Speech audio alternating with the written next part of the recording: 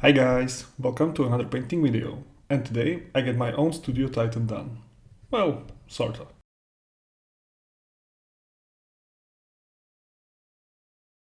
Yes, I'm finally back with more painting videos, and I really hope to keep the schedule and keep them coming on somewhat regular basis. Now I know I said I had no interest whatsoever in Legions Imperialis, but I actually like the game Titanicus, even though I had not really played any. But the proposition of Titan legions and knights fighting in somewhat larger scale is really fun. So I decided to build my own Titan legion, with a knight house supporting it. And then I actually looked up at the Legions Imperialis rule and found out that you cannot do that in this game. So good job GW, I guess. You took the only remotely interesting thing about this game and made it really bullshit. But one can only hope that the knight houses will get their own rules and won't be just a supplement for more Space Marines. But enough of that, let's take a look at this model. This is quite a nice kit, and it is not really a complicated one. You have just two options with this kit for primary long-range weapon, but I don't think that this is a problem. The Mini actually builds a lot like a Redemptor Dreadnought, and it has really similar options for various poses. At least with the legs, but I don't really feel like you would do some crazy poses with the Reaver Titan. And as you can see, the scale is very similar to the Redemptor as well. Now, I wanted a Loyalist Legion, and ultimately it came down to one of two choices. Either Legio Solaria or Legio Ignatum. From the lore perspective, I leaned heavily into the Legio Ignatum. Even more so after reading Mortis and from the Siege of Terra series, but after looking at the paint scheme and more I thought about the process, I made the choice for the Legio Solaria. Mostly because I have not done a really vibrant greenish paint scheme for any of my armies.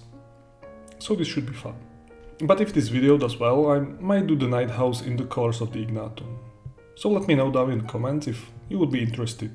But let's talk some paint. I started with a black primer, but only to get the inner parts in the shadows, because just after that I sprayed the whole Mini with metallic primer. I did this because this way it is easy for the inner construction, and the metallic base gives a quite vibrant and satin finish for the plates. I used Vallejo chainmail through the airbrush, and you will get this theme throughout the video because I just got a lot of metallic paints by Vallejo, and so far I'm loving them. So this is my base for the Mini. Now, because I had the airbrush ready, I went straight for the plates. Legio Solaria's paint scheme is this green transitioning into white, and if you look for it online, everyone has quite a different approach and the color choices. I wanted to have the transition and for the paint scheme to be recognizably green, but to have the heavy off-white presence. So with the airbrush, I went for a few coats of different mixes of greens from the scale 75, finishing with pure vanilla white, each time going lighter and lighter on a smaller surface of the model. But the application was very careful and slow to get the nice transition, because you cannot speed things up like that. This phase will be ultimately covered by the final work on the plates, but it is a good base start for the paint scheme and gives you a nice feeling for the model.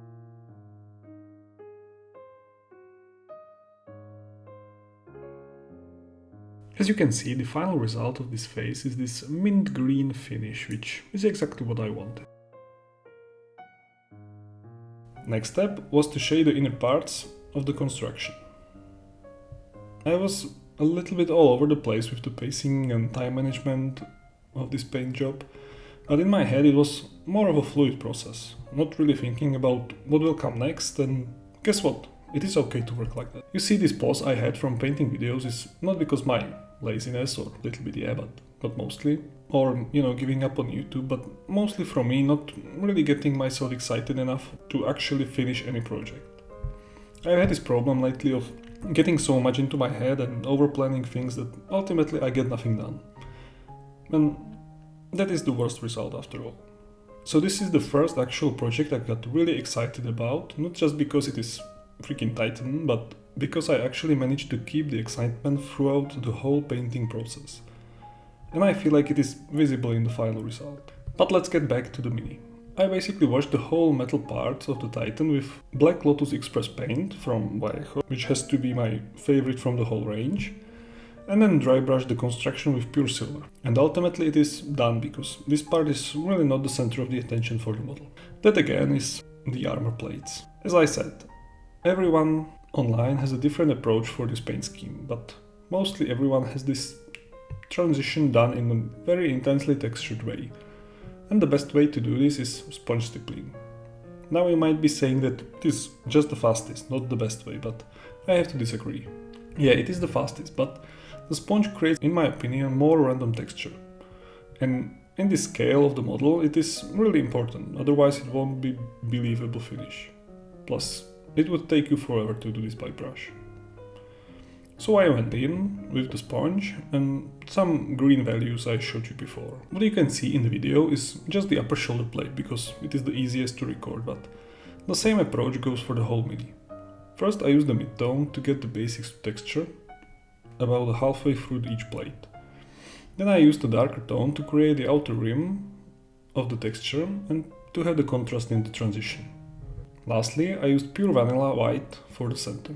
It was not this precise as I talked about it, but it doesn't really matter because the different stipples blend into each other, and with the base complementing this effect, the finish is quite nice. I did some correction with the brush, but that was mostly for my own good feeling. Now that the texture is done, we need to work on the trims, and boy oh boy, there are a lot of trims. As I said, I kept working with the Vallejo metallics, so I applied the first coat with this brassy brass paint by Vallejo over the whole mini. And guess what? The paint is great. It is not enough to work just after one coat, but that is not the case basically for any metallic. But as a base for a golden trims, it's really nice and easy to apply. And before I did the second coat, I decided to define the armor. Now, you saw me doing this many times with oils, and truth be told, the oils are probably the best and easiest way to handle this part. But it did not even occur to me in the moment that I really could use them. Instead, I went for the same Black Lotus Xpress paint I used in the metallic construction, and I used it as a simple wash. Yes, the application was more challenging and messy, but the paint, when diluted, flows quite nicely into the recesses and stays there. I apply the paint mostly on the trims because I don't care if it gets shaded, and it gives me more control over the spills on the green parts. Now both these steps, the trims and the black lining, were really time consuming, but there is nothing I can do about it. And once you embraced it and not rush tasks like this, you will get much more appreciation for the final result. After the shading, I went for the second coat in the trims. I used the brassy brass for the base, but it did really a good job, so I went straight for the highlight. I again used the Vallejo metallic paint Glorious Gold for the highlight, and used it only on the parts visible from the main angles. This made the job a lot faster, and in the final result it is not really noticeable.